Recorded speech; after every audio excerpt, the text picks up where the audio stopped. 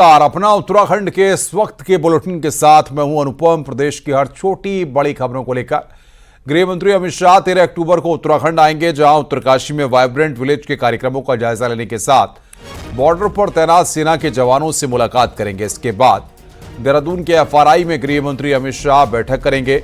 इसमें नए कानून और साइबर क्राइम की चुनौतियों पर चर्चा होगी।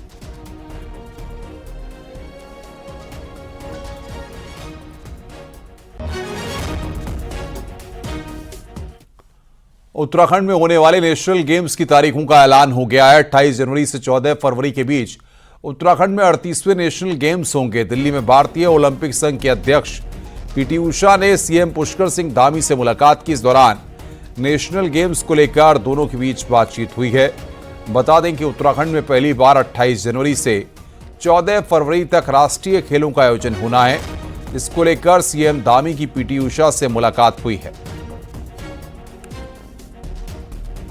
ये हमारे लिए बहुत सौभाग्य की बात है कि उत्तराखंड को 38वें राष्ट्रीय खेलों के आयोजन की जिम्मेदारी मिली है और आज मैं ओलंपिक संघ की अध्यक्ष PT उषा जी से यहाँ मैंने भेंट करी है। मैं इनका भी बहुत धन्यवाद करता हूँ कि उन्होंने आज हमको पूरी तरह से आश्वस्त भी कर दिया कि 28 जनवरी से 14 फरवरी तक 2025 में इस खेलों के आयोजन की उन्होंने स्वीकृति प्रदान की है। बाकी विधिवत रूप से उनकी जो जनरल बॉडी की उनकी यहाँ मीटिंग होगी 25 अक्टूबर को, उसमें इसका शेड्यूल जारी कर दिया जाएगा। हम पूरी तरह से तैयार हैं और हमारा इंफ्रास्ट्रक्चर पहले से ही काफ़ी बन चुका है और सभी तैयारियां हम पहले से कर रहे थे। इसलिए ये खेल बड़े अच्छे होंगे, बहुत भव्य तरीके से होंगे। निश्चित रूप से हर उत्तराखंडी भाई बहन के लिए, हर उत्तराखंडी खिलाड़ी के लिए बहुत गर्व के क्षण होंगे। मैं प्रदेश को इस घोषणा के लिए बहुत शुभकामनाएं देती हूँ। निश्चित रूप से हम अपने प्रदेश में इस 38वें राष्ट्रीय खेल की मेजबानी को बेहतरीन करके दिखाएंगे और एक ऐतिहासिक आयोजन जो है ये आने वाले समय में होगा। केदारनाथ की पूर्व विधायक शीलारानी रावत की बेटी ऐश्वर्या रावत ने केदारनाथ उपचुनाव में दावेदारी को लेकर बड़ा बयान दिया है। ऐश्वर्या ने कहा कि वो टिकट की मांग नहीं कर रही हैं, बल्कि केदारनाथ के टिकट पर उनका ही हक है, क्योंकि पहले भी ऐसे मामलों में परिवार को ही टिकट दिया जाता रहा है। लिहाजा मुझे टिकट मिलेगा, पूरा भरोसा है। ऐश्वर्या रावत ने कहा कि बीजेपी से लंबे समय से जुड़ी हूं और मेरी माता के निधन के बाद केदारनाथ सीट पर उपचुनाव की नौबत आई है। ऐश्वर्या ने कहा कि बीजेपी की हमेशा परिपाटी रही है कि जब किसी विधायक या मंत्री का आकस्मिक निधन हुआ है तब उनके परिजनों को ही उपचुनाव में बीजेपी ने अपना उम्मीदवार बनाया है।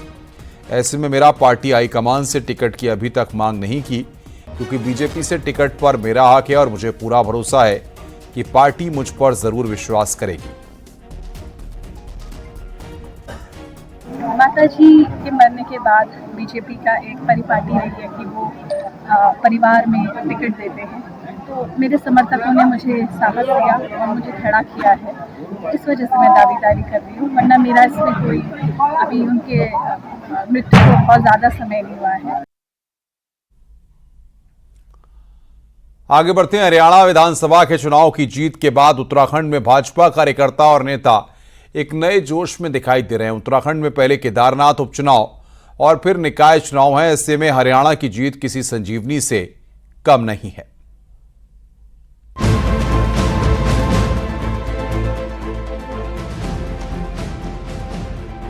हरियाणा में बीजेपी जीत का भले ही देवभूमि उत्तराखंड से कोई सीधा नाता ना हो, लेकिन लोकसभा चुनाव में अब की बार 400 पार का नारा फेल होने से निराश बीजेपी कार्यकर्ताओं को इस जीत ने एक नई ताकत जरूर दे दी है। वो भी केदारनाथ उपचुनाव और नगर निकाय चुनाव से ठीक पहले कार्यकर्ता केंद्र के आधे बहुमत को भूल अब नए सपने बुनने लगा है।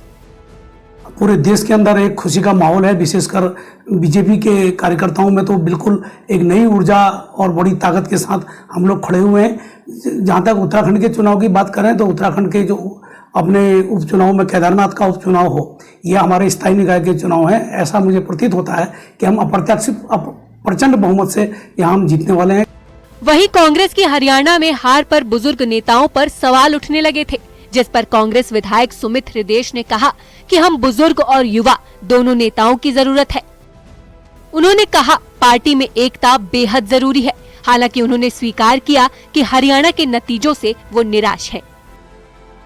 नहीं, देखिए, चेहरे नए और पुराने सब चाहिए, क्योंकि हमें युवाओं की ऊर्जा भी चाहिए और जो हमारे सीनियर लोग हैं उनका जो अनुभव है और मार्गदर्शन वो करते हैं वो लगातार वो भी चाहिए। एकता चाहिए पार्टी में एकता रहेगी तो कांग्रेस को आने से कोई नहीं रोक पाएगा, ऐसा मेरा मानना है। उत्तराखंड के परिप्रेक्ष्य में मैं बोल सकता हूँ और ये दुखदाई है, ये हमें पीड़ा है, क्योंकि सारे सर्वे कांग्रेस की सरकार वहां पे भव्य मेजॉरिटी के साथ बनने वाली थी।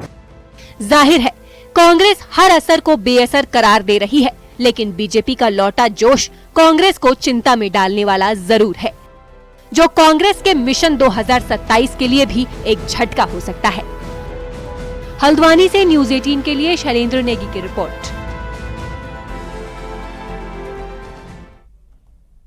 सोशल मीडिया में एक विधायक और स्थानीय ग्रामीण का ऑडियो वायरल हो रहा है, जिसमें ग्रामीण विधायक से गुहार लगाता है कि उसके गांव खड़िया खदान की जद है और कभी भी तबाह हो सकता है। इसके लिए वो विधायक से मदद मांगता है और बताता है कि प्रशासन से मदद मांगी तो उन्होंने विधायक के पास भेजा और विधायक उसे डांटते हुए प्रशासन के पास भेजते हैं और अभद्र भाषा का भी प्रयोग कर रहे हैं। वहीं ये भी बताया जा रहा है कि ये ऑडियो पिथौरागढ़ के गंगोली हाट के बीजेपी विधायक फकीर चंद का है। हालांकि न्यूज 18 इस बात की पुष्टि नहीं करता कि ये ऑडियो फकीर चंद का है। पूरा गांव बह जाएगा, उसका जिम्मेदार है। की जिम्मेदारी बनती है आपके क्षेत्र में, आपके घर के 200 मीटर की दूरी में बताओ खड़िया खदान लगा, आप पूरा गांव वहाँ डूबने को है। तो तुम्हारी गलती है, तुमने लिख करके दे रखा है उसमें पहले। हमने किसी ने लिख करके नहीं दिया, किसी हमने हमारे साइन दिखा दो कहीं पर, हमने किसी ने लिख करके नहीं दिया। एनओसी थोड़ी होता है, एनओसी दे रखी है पूरे गाँव वालों ने। नहीं, मतलब ही नहीं है, गाँव वालों ने कैसे एनओसी दी? पूरे गाँव के साइन होने चाहिए एनओसी में, किसी एक पर्सनल बंदे के उससे थोड़ा खुदाई हो जाती है।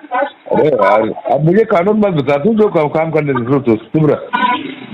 चलो ठीक है राहुल जी, बताना है तो वहाँ जाना, घर जा एजेंट से फिर वहाँ उसको बता कानून। गया हूँ मैं, पिथौरागढ़ गया हूँ मैं, आप जाऊंगा ना, अब मैं कोर्ट में जाऊंगा आपके पास। वहाँ जा एजेंट के पास मिल, उसको कानून बता जा।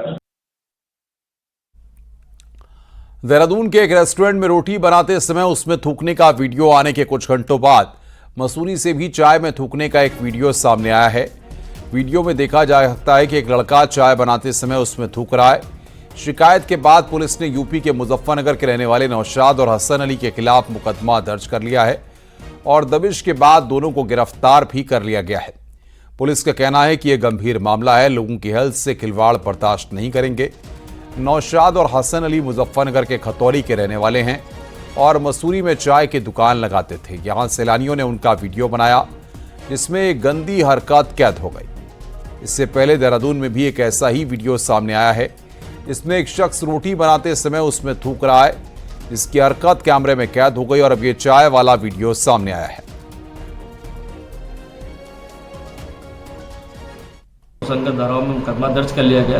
2 व्यक्ति इसमें प्रकाश में आए थे, जिनके लिए टीम भेजी गई थी, जिनको हिरासत में ले लिया गया और उनसे पूछताछ की जा रही है और इसके बाद जो है उनको माननीय न्यायालय में पेश किया जाएगा। सभी से अपील है कि इस तरह के जो वीडियो अभी चल रहा था इसमें पुलिस द्वारा समय शिकायत उपरांत तत्काल कार्रवाई कर दी गई है। आगे बढ़ते हैं। डाक विभाग उत्तराखंड में इस साल 31 नए डाकघर खोलेगा। डाकघर ऐसे ग्रामीण इलाकों में खोले जाएंगे जहां 5 किलोमीटर के दायरे में बैंकिंग सुविधा नहीं होगी। इसके साथ ही उत्तराखंड के प्रमुख पर्यटक स्थलों के साथ ही सांस्कृतिक और धार्मिक केंद्रों पर हर साल पिक्चर पोस्ट कार्ड जारी किए जाएंगे ताकि उत्तराखंड को देश और दुनिया में अलग पहचान मिल सके। देशों में बहुत ही ज्यादा प्रचलित है, अभी हमारे देश में धीरे धीरे कम हो गई है, लेकिन विदेशी जो भी बाहर से लोग आते हैं तो वो चाहते हैं कि पिक्चर पोस्ट कार्ड पोस्ट करें। वो कहीं भी जाते हैं वो लोग पोस्ट करते हैं। तो इसी तरह से हम लोग अलग अलग क्षेत्रों के हर निकालते रहेंगे। देहरादून में सरकारी वेबसाइट पर हुए साइबर अटैक के मामले में एक बड़ी खबर आ रही है। अब सचिवालय में डिजास्टर रिकवरी सेंटर बनाया जाएगा, जिसके लिए सोमवार से सेंटर सेटअप का काम शुरू किया जाएगा। ये सेंटर बैकअप के तौर पर काम करेगा। इसके लिए अपर सचिव आशीष श्रीवास्तव को जिम्मा सौंपा गया है। केंद्र सरकार को आईटी विभाग ने इसके लिए लेटर भेजा है।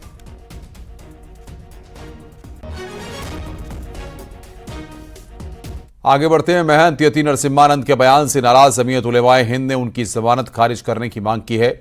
जमीयत के कुछ पदाधिकारियों ने हरिद्वार के डीएम से मुलाकात की और उनके माध्यम से राष्ट्रपति के नाम ज्ञापन सौंपा और हेट स्पीच के पहले के मामले में उनकी सुप्रीम कोर्ट से मिली जमानत खारिज करने की मांग की है। साथ ही कहा कि उन्होंने गलत बयानबाजी कर देश का माहौल खराब किया है। उनकी जमानत सुप्रीम कोर्ट के निर्देश पर हुई थी और शर्त के साथ हुई थी कि मैं आइंदा इस तरह का बयान नहीं दूंगा, लेकिन अब उन्होंने फिर दिया है। तो ये जमीयतुल उलमा का वफद ये चाहता है कि उनकी वो बेल खारिज की जाए और उनको फिर दोबारा जेल के अंदर सलाखों के अंदर रखा जाए ताकि देश का माहौल ना बिगड़ सके। आसिमानंद ने जो बयान दिया है मौसा के खिलाफ में, उसमें उनके खिलाफ कार्रवाई की मांग की है। तो ये ज्ञापन यथोचित स्थान पर भेजा जाएगा और जो उनकी मांग है उसके अनुरूप कार्रवाई होगी और किसी प्रकार का शांति व्यवस्था बिगाड़ने की इजाज़त किसी को भी नहीं दी जाएगी। आगे बढ़ते हैं। नैनीताल में दुर्गा महोत्सव में लोक संगीत का भी तड़का खूब लग रहा है। मंदिर में पूजा के बाद शाम को लोक संगीत का भी आयोजन किया गया। कार्यक्रम का उद्घाटन नैनीताल सांसद अजय भट्ट ने किया। इस दौरान पहाड़ी गायक राकेश खनवाल के लोकगीतों पर जमकर लोग थिरके। इस दौरान नैनीताल से विधायक सरिता आर्य भी थिरकी। अगले 3 दिनों तक ऐसे ही सांस्कृतिक कार्यक्रमों का आयोजन होता रहेगा।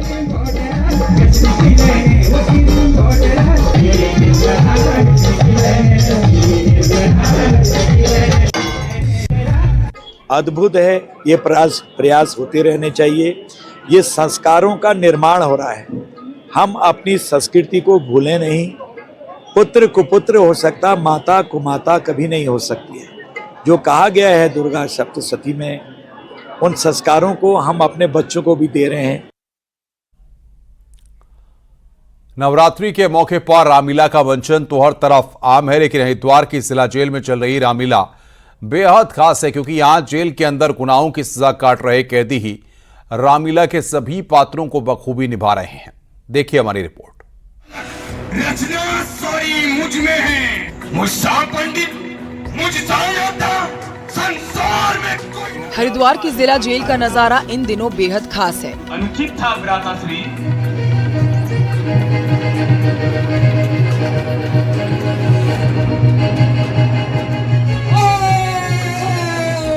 यहाँ रोजाना शाम को रामलीला का मंचन होता है। रामलीला में सीता का स्वयंवर, राम की बारात, रावण का दरबार और हनुमान का समुद्र लांघना जैसे सभी दृश्यों को बखूबी दर्शाया जाता है। खास बात यह है कि मंच पर अभिनय कर रहे लोग कोई रामलीला के कलाकार नहीं, बल्कि जेल के ही कैदी हैं। कैदी बड़ी सहजता के साथ रामलीला के सभी पात्रों को निभा रहे हैं।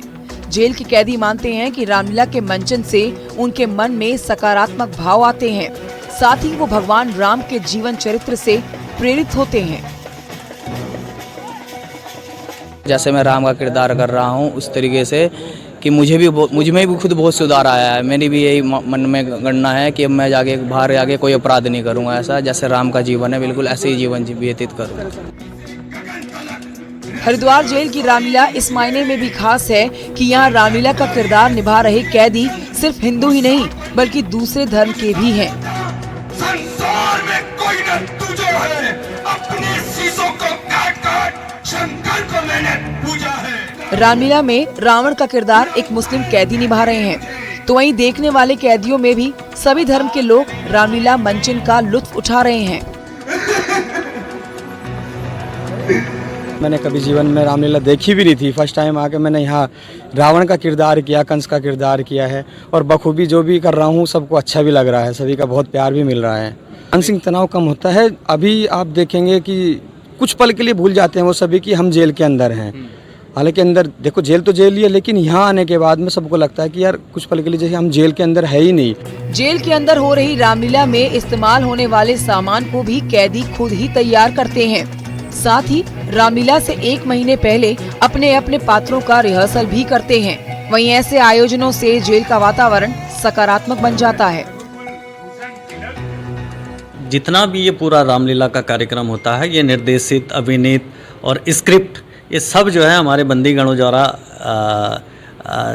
किया जाता है। और साथ साथ जो मेकअप है या लाइटिंग की व्यवस्था है या अन्य छोटी छोटी व्यवस्था हैं, ये सब जो है बंदीगण हमारे करते हैं।